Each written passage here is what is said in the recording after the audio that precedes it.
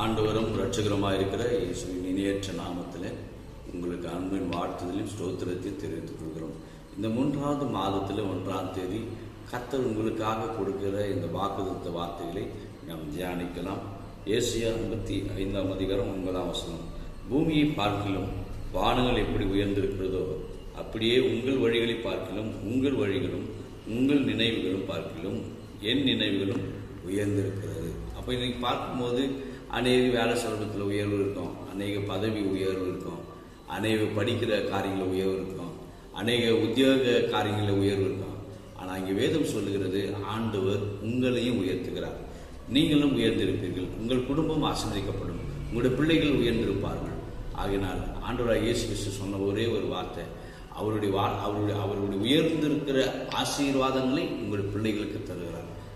நாமும் அவர் குடும்பமும் கர்த்தரையே சேவிக்கும் போது நம்முடைய குடும்பம், நம்முடைய பிள்ளைகள், நம்முடைய காரியங்கள் எல்லாம் உயர்ந்திருக்கும். தேவன் தாமே இந்த 3வது மாதத்தில் உங்களுக்கு என்ன தேவை என்பதை அவர் அறிந்திருக்கிறார்.